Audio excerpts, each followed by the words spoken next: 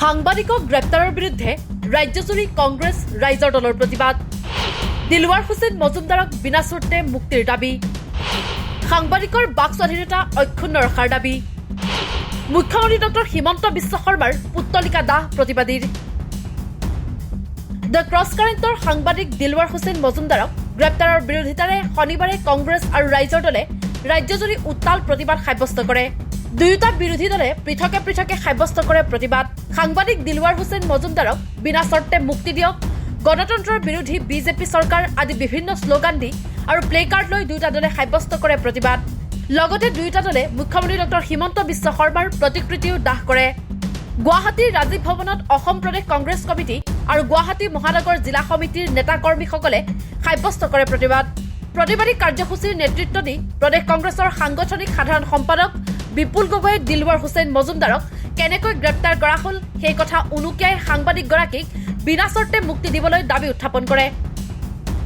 The cross কাৰেণ্টৰ senior সাংবাদিক editor শ্ৰীযুত দিলৱাৰ হুছেইন মজুমদাৰক বিনা চৰ্তে অসম চৰকাৰে মুক্ত কৰিব লাগে বুলি দাবী জনাই প্ৰতিখন জিলা কংগ্ৰেছ কমিটি আৰু ইয়াত আমি আজি দাবী জনাইছোঁ। আপোনালোক সকলোৱে জানে, যোৱা 25 মাৰ্চ তাৰিখে যেতিয়া জাতীয়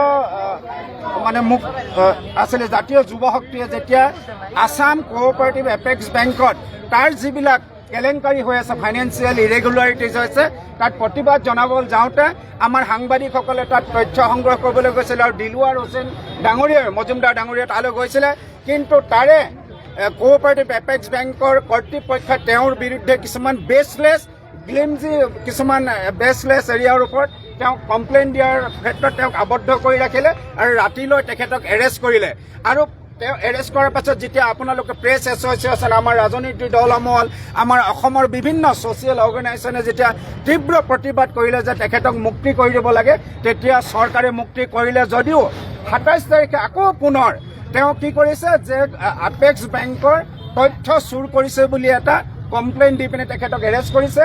আৰু আমি যাক কওঁ যে যিটো সংবাদ মাধ্যমক আমি যিটো কওঁ যে গণতন্ত্ৰৰ আটাইতকৈ শক্তিশালী চতুৰ্থ স্তম্ভ বুলি কওঁ, সেই গণতন্ত্ৰৰ চতুৰ্থ স্তম্ভক আজি তেওঁলোকে নস্যাৎ কৰিব খুজিছে, বাক স্বাধীনতাক তেওঁলোকে খৰ্ব কৰিব খুজিছে। আমাৰ সংবিধানে অধিকাৰ দিছে, আমাক চিন্তা কৰিব দিছে, অভিব্যক্তি, আস্থা, বিশ্বাস আৰু উপাসনাৰ আমাৰ অধিকাৰ দিছে। সেই প্ৰিয়ম্বুলৰ যিটো অধিকাৰ তেওঁলোকে খৰ্ব কৰিছে। গতিকে আমি সকলোৱে আজি ইয়াত প্ৰতিবাদ কৰিছোঁ। আৰু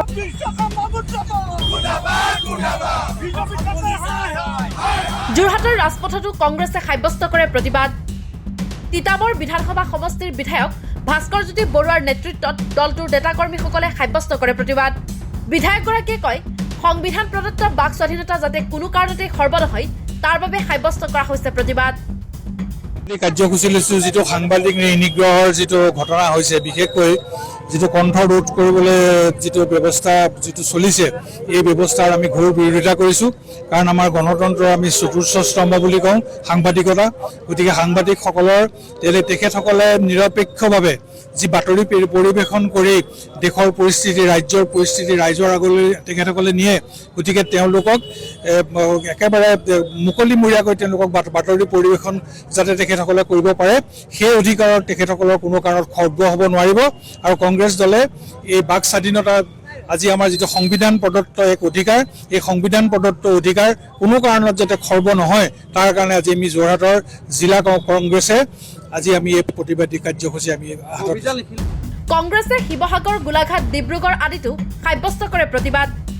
কংগ্ৰেছৰ সমান্তৰালকৈ ৰাইজৰ দলেও শনিবাৰে সাংবাদিক দিলৱাৰ হুছেইন মজুমদাৰক গ্ৰেপ্তাৰৰ বিৰোধিতাৰে ৰাজ্যজুৰি উত্তাল প্ৰতিবাদ সাব্যস্ত কৰে।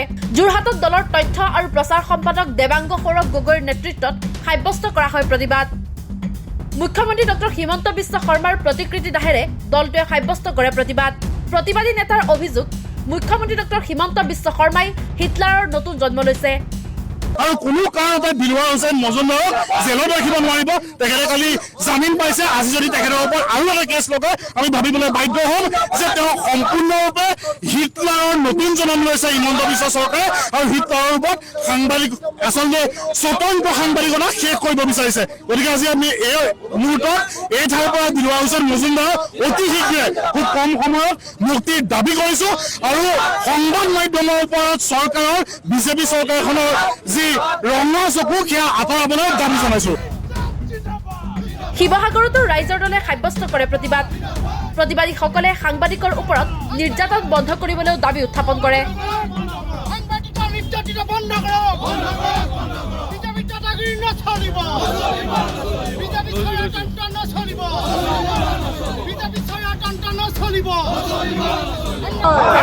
দিলবাৰ হুছেইনক বাৰে বাৰে গ্ৰেপ্তাৰ কৰা ঘটনাটো এবাৰ জামিন পোৱাৰ পাছতো পুনৰবাৰ আকৌ তেখেতক গ্ৰেপ্তাৰ কৰা হৈছে। এই ঘটনাটো আচলতে এই বিজেপি চৰকাৰখনৰ হঠকাৰিতা স্বেচ্ছাচাৰিতাক প্ৰতিফলিত কৰিছে বুলি অনুভৱ কৰোঁ। এই এপেক্স বেংকৰ কেলেংকাৰীৰ লগত বিজেপি দলৰ ব্যাগুম নেতা জড়িত হৈ আছে আৰু সেইকাৰণে আচলতে তেখেতসকলে এই কেলেংকাৰী ঢাকি ৰাখিবৰ কাৰণে আচলতে দিলবাৰ হুছেইনক গ্ৰেপ্তাৰ কৰা। সাংবাদিকৰ ওপৰত এই নিৰ্যাতন অতি শীঘ্ৰে বন্ধ হ'ব লাগে। হিমন্ত বিশ্ব শৰ্মাক আমি সকীয়াই দিছোঁ। এই যদি সাংবাদিকৰ ওপৰত তেখেতসকলে যদি আক্ৰমণ বন্ধ নকৰে, নিৰ্যাতন বন্ধ নকৰে, তেতিয়াহ'লে ২৬ কিন্তু ইয়াৰ প্ৰতিফল তেখেতে বেয়াকৈ পাবলৈ অনাগত পঞ্চায়ত নিৰ্বাচন তেখেতৰ প্ৰতিফল কিন্তু বেয়া হ'ব, এই কথাটো নিশ্চিত। ডিব্ৰুগড়তো দলটোৰ সাধাৰণ সম্পাদক চিন্ময় কছাৰীৰ নেতৃত্বত দলটোৱে সাব্যস্ত কৰে প্ৰতিবাদ। এনেকৈ ৰাজ্যজুৰি কংগ্ৰেছ আৰু ৰাইজৰ দলে সাংবাদিকক গ্ৰেপ্তাৰৰ বিৰুদ্ধে প্ৰতিবাদ সাব্যস্ত কৰে। এনে প্ৰতিবাদৰ পাছত চৰকাৰৰ চকু মেল খুৱাই নে নোখোৱাই সেয়াহে হ'ব গুৰুত্বপূৰ্ণ। নিউজ এক্স ৰিপৰ্ট, দি ক্ৰছ কাৰেণ্ট।